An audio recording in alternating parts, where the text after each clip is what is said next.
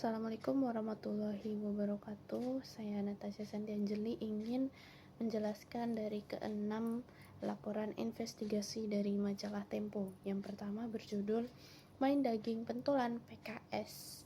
Ini adalah sebuah laporan investigasi yang diterbitkan oleh majalah Tempo untuk mengungkapkan dugaan keterlibatan sejumlah tokoh atau petinggi PKS dalam praktik-praktik yang tidak etis atau koruptif. Dalam konteks ini, Main Daging mengacu pada kegiatan yang dilakukan oleh orang-orang berkuasa atau tokoh penting di PKS yang terlibat dalam skandal atau penyalahgunaan wewenang untuk kepentingan pribadi atau kelompoknya.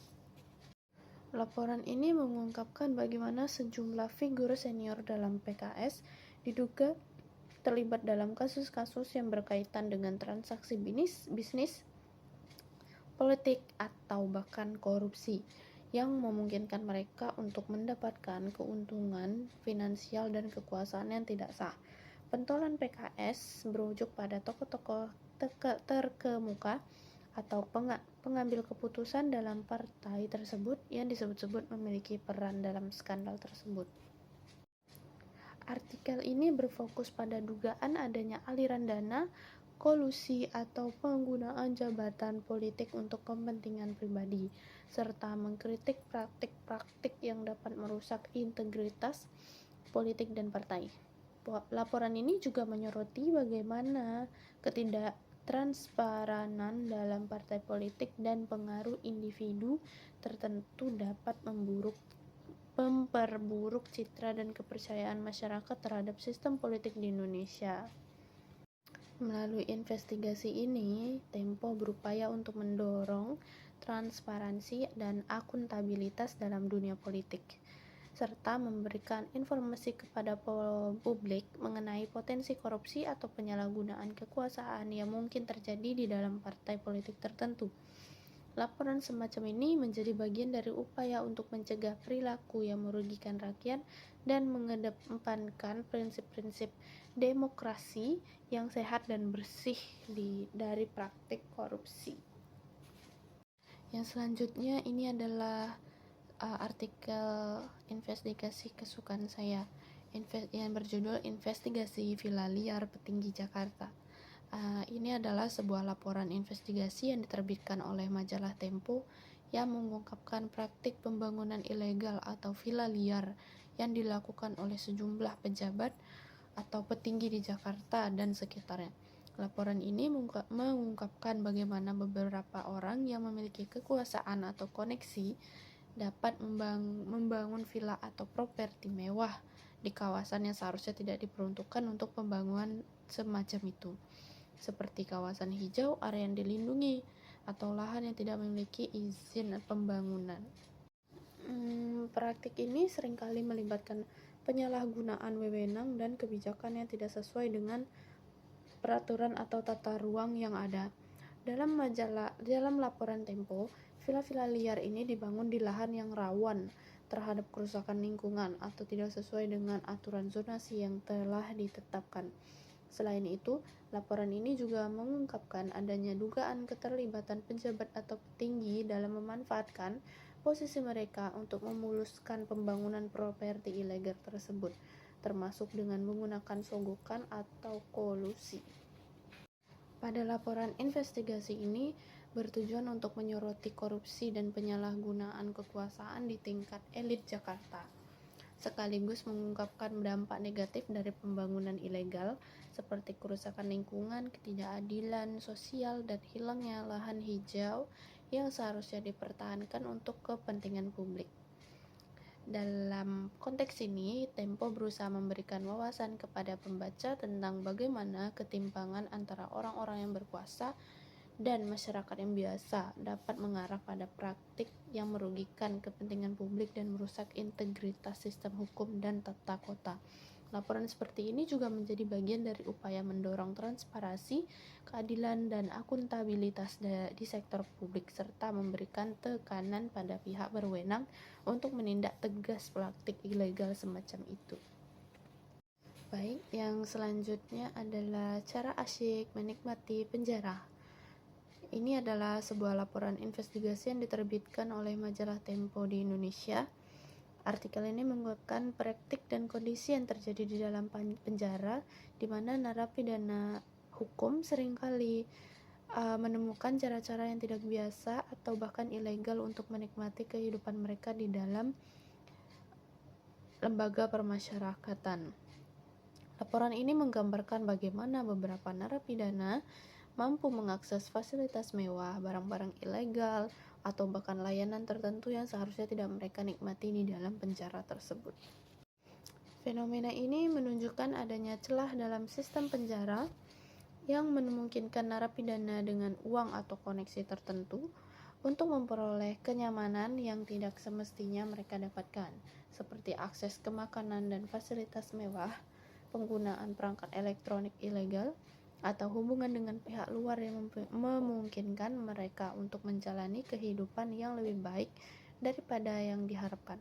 Laporan Tempo ini juga mengkritik pengelolaan penjara yang tidak transparan dan kurangnya pengawasan yang dapat menyebabkan munculnya praktik-praktik semacam ini.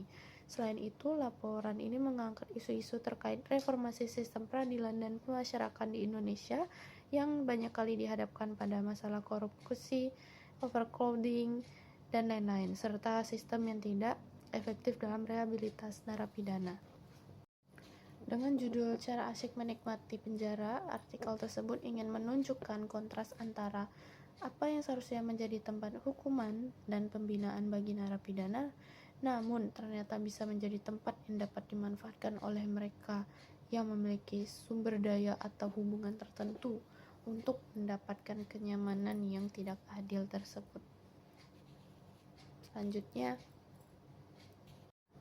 Buku selanjutnya adalah yang berjudul Jejak Suap Resep Obat.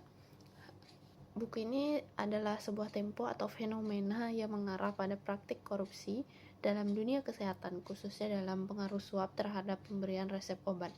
Di Indonesia, istilah ini menggambarkan praktik ketidakberesan di mana pihak-pihak tertentu seperti dokter atau tenaga medis lainnya menerima suap atau gratifikasi dari perusahaan farmasi atau agen obat untuk meresepkan produk tertentu, meskipun mungkin bukan pilihan terbaik untuk pasien. Praktek ini dapat berakibat pada berbagai masalah serius, mulai dari ketidaksesuaian obat yang diberikan kepada pasien, meningkatnya biaya pengobatan, hingga merusak kepercayaan publik terhadap sistem kesehatan.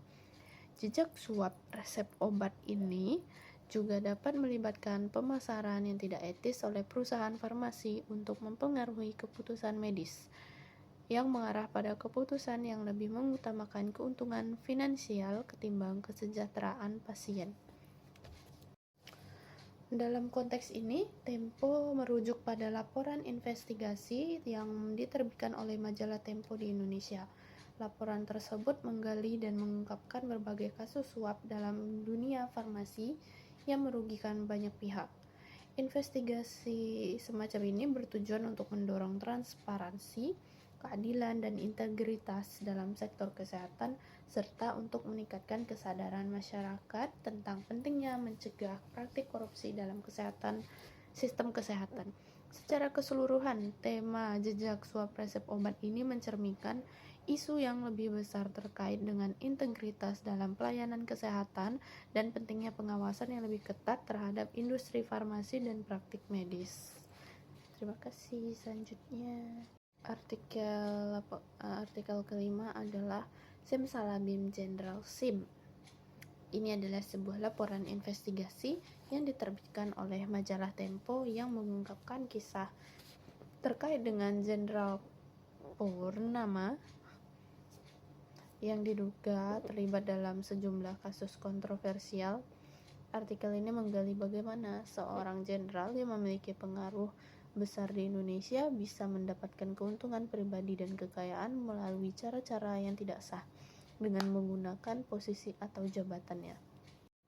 Laporan ini berfokus pada dugaan penyalahgunaan wewenang, korupsi, dan pengelolaan kekayaan yang tidak transparan yang dilakukan oleh SIM ini, yang bahkan dapat membuatnya terlibat dalam berbagai proyek atau bisnis yang seharusnya tidak menjadi tanggung jawab seorang pejabat militer.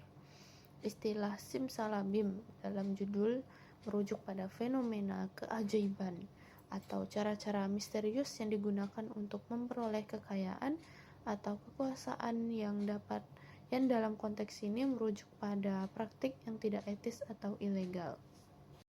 Laporan Tempo ini berusaha mengungkap lapisan-lapisan kecurigaan yang ada di balik tampaknya kedudukan yang tinggi dan kuat dari seorang jenderal, dan bagaimana orang-orang seperti Sim ini bisa memanfaatkan hubungan politik atau militer untuk meraih keuntungan pribadi yang melibatkan praktik-praktik korupsi, kolusi, atau nepotisme. Artikel ini juga menyarankan pentingnya transparansi dan akuntabilitas dalam lembaga militer dan pemerintahan agar praktik semacam itu tidak terus terjadi. Secara keseluruhan, laporan ini mengkritik penyalahgunaan kekuasaan yang dilakukan oleh tokoh-tokoh berpengaruh serta berupaya memberikan dampak positif dan dengan mendorong pembaca untuk lebih waspada terhadap potensi korupsi dalam sektor-sektor yang sensitif seperti militer atau pemerintahan.